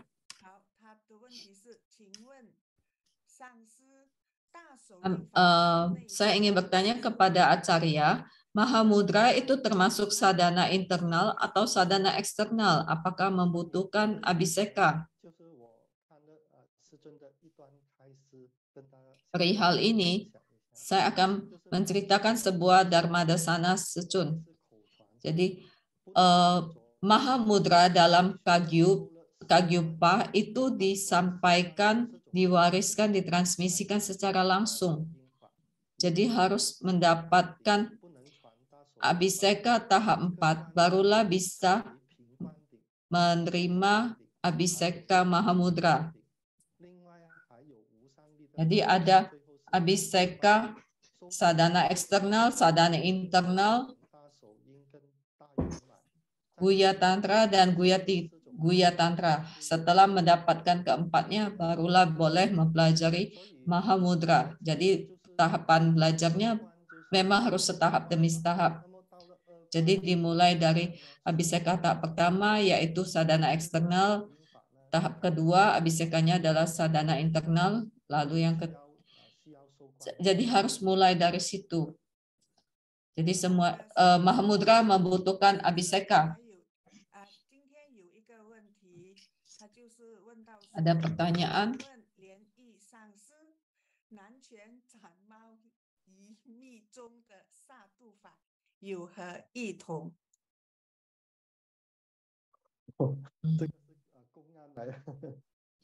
Ada sebuah koan Zen tentang memenggal kucing. Memenggal kucing ini apakah melanggar dan sila membunuh dalam tantra? Apa bedanya? Jadi sebenarnya ini ada kisahnya ya. Jadi saat diberikan pertanyaan, diberi tantangan. Jika jawaban Anda benar, maka kucing itu tidak akan dipenggal. Jadi sebenarnya itu bukan untuk membunuh, jadi hanya untuk mengajari saja, mengajari insan saja.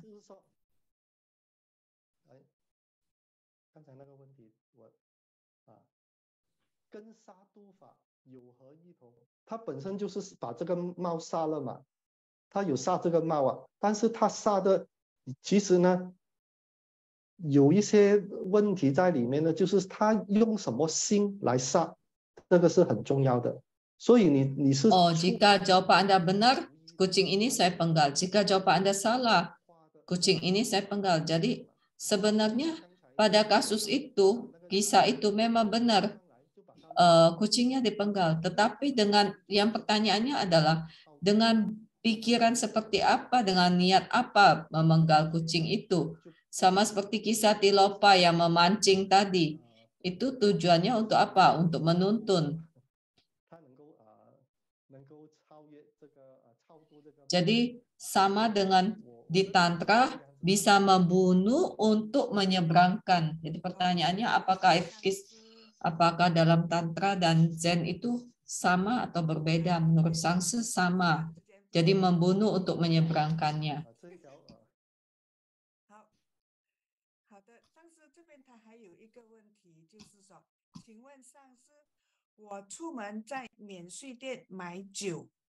Ada pertanyaan lagi. Jika saya membeli minuman alkohol di toko duty free di bandara untuk menghadiahkannya kepada suami saya, apakah saya melanggar sila? Pertanyaan ini kembali lagi, apakah Anda seorang penerima sila bodhisattva? Jika Anda seorang penerima sila bodhisattva, maka Anda tidak boleh membeli minuman alkohol untuk menghadiahkannya kepada orang lain. Menurut saya lebih baik Anda tidak beli. Sebagai seorang siswa Buddha, lebih baik Anda tidak beli. Jika orang itu memang mau minum alkohol, biar ia beli sendiri, jangan Anda yang membeli. Ada pertanyaan lagi? Karena zaman sekarang tekanan batin sangat besar. Jadi terkadang orang memelihara hewan peliharaan itu untuk menenangkan batinnya, untuk pelampiasan stresnya. Apakah itu juga melanggar sila? Zaman sekarang memang banyak yang memelihara hewan itu karena lebih menyayanginya. Menurut mereka hubungan dengan hewan ini lebih menyenangkan daripada sesama manusia. Tetapi memelihara hewan itu pasti akan menghabiskan banyak waktu. Anda harus memeliharanya.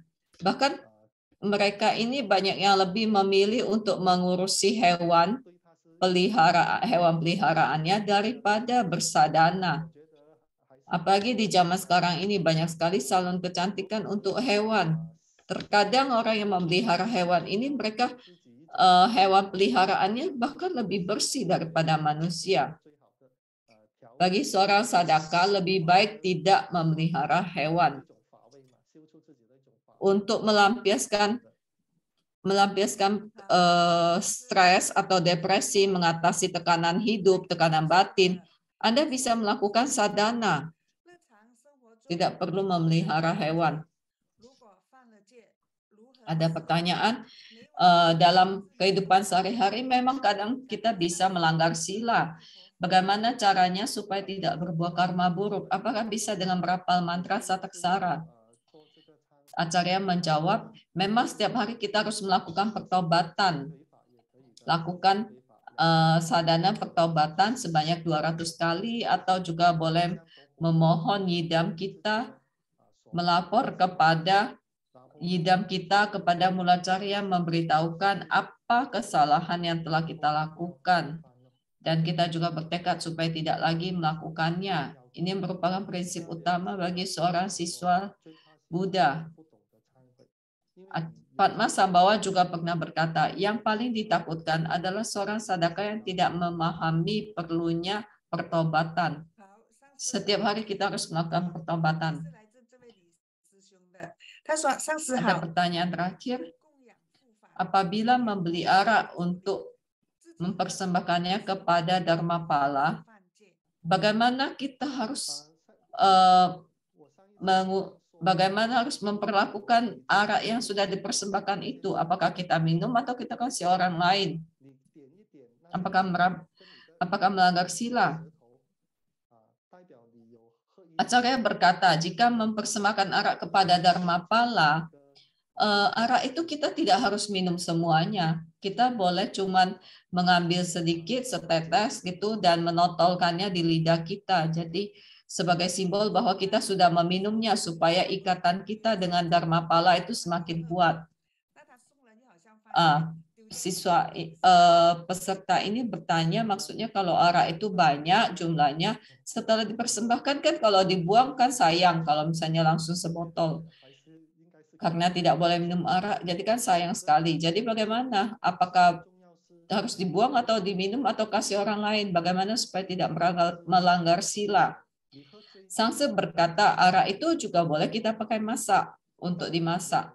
Sebenarnya minum arak, minum minuman alkohol itu boleh saja. Yang penting tidak mabuk, tidak kehilangan kesadaran.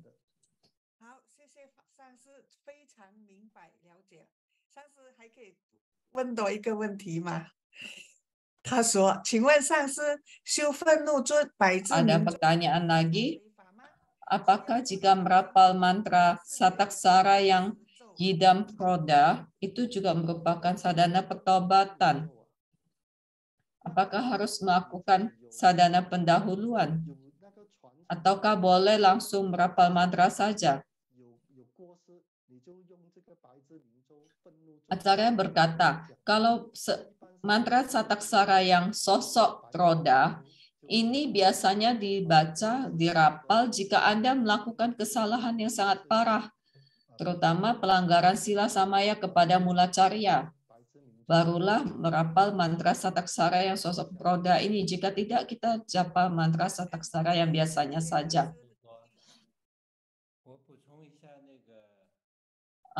Acarya Lien He menambahkan sedikit kisah Nanchen memenggal kucing.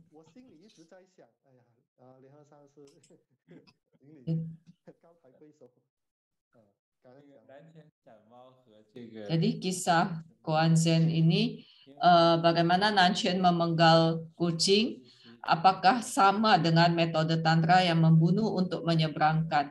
Beda, menurut Acarya Lien He beda, karena waktu itu Nanchen itu memberi pelajaran kepada para siswanya.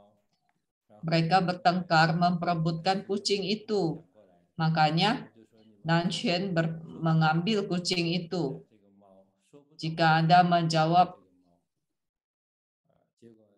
menjawabnya dengan benar, maka kucing itu akan dipenggal.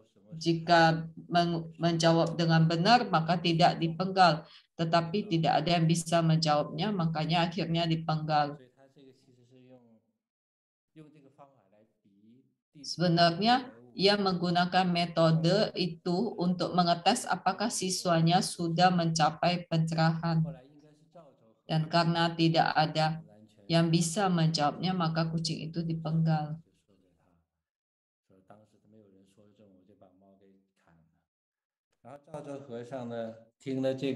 Jadi waktu itu ia menceritakannya kepada seorang biksu. Menceritakan kisah itu kepada biksu itu. Lalu biksu itu pun mengambil sandalnya, melepas sandalnya dan menaruhnya di atas kepala. Lalu ia pun pergi. Biksu Chautek mengambil sandal dan menaruh sandal di kepala dan pergi. Jadi Nanshen pun berkata, seandainya saat itu Anda berada di lokasi kejadian, pastilah saya tidak akan membunuh kucing itu. Jadi apa makna dari koan Zen itu? Maknanya adalah semua yang terjadi, semua peristiwa dalam kehidupan manusia itu sesungguhnya hanya sandiwara belaka, hanya permainan dalam kehidupan. Karena itu kita harus sungguh-sungguh tercerahkan memahami hakikat Buddha Dharma dalam kehidupan kita. Jadi buat apa Anda memperebutkan kucing itu? Itu hanya fenomena duniawi. Yang terpenting adalah bisa tercerahkan. Maka kucing itu pun akan terbebaskan. Biksu Chautek menaruh sandal di atas kepala dan pergi meninggalkan lokasi itu pertanda bahwa ia telah tercerahkan. Maknanya adalah seluruh tubuh saya, seluruh diri saya juga hanyalah ilusi, hanyalah sebuah bentuk fenomena. Ilusi kehidupan, hanya permainan saja, sandiwara saja.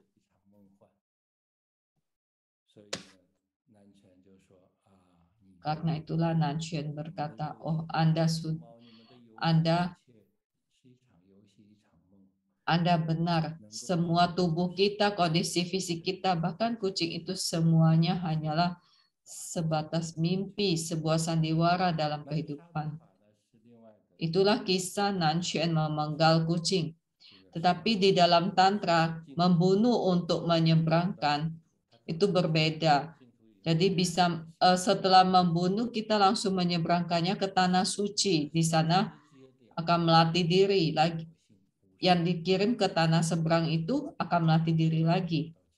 Jadi ini hanya untuk yang memiliki kemampuan seperti itu.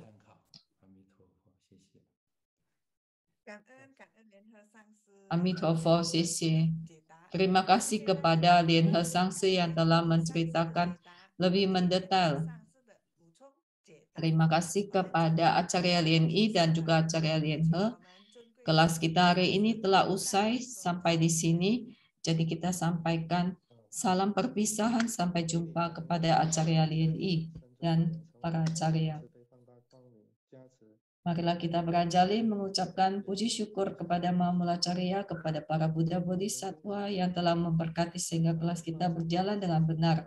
Terima kasih kepada Ketua TBF Acarya Lien Hua Chengchu, kepada Ketua Divisi Pendidikan Acarya Lien He, kepada Ketua Divisi Humas Acarya Lien Chia, kepada Acarya Lien Fei, para Acarya Biksu, Biksuni, Dharma Carya, Pandita Dharma Duta, Pandita Loka Palasraya, para mentor, pembawa acara, penerjemah, serta semua umat sekalian. Marilah kita semua belajar bersama Om Mani Padme Hum.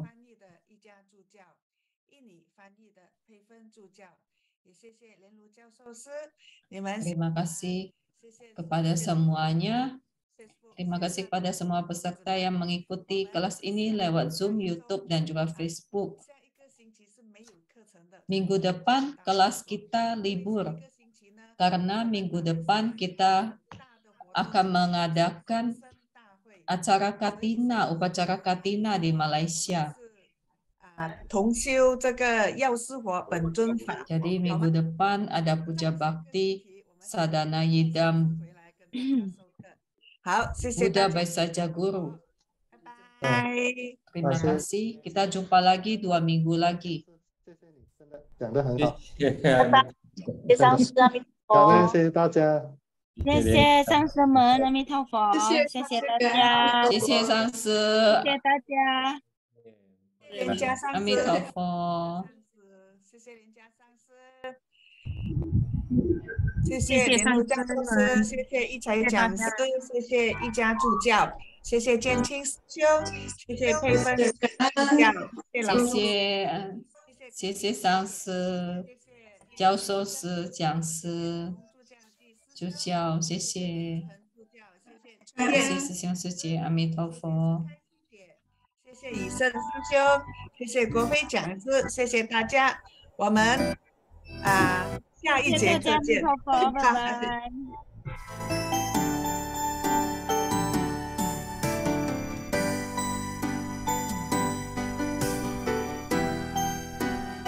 喂，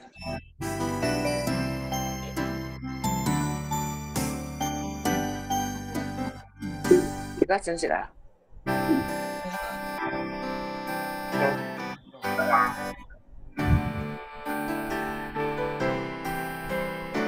我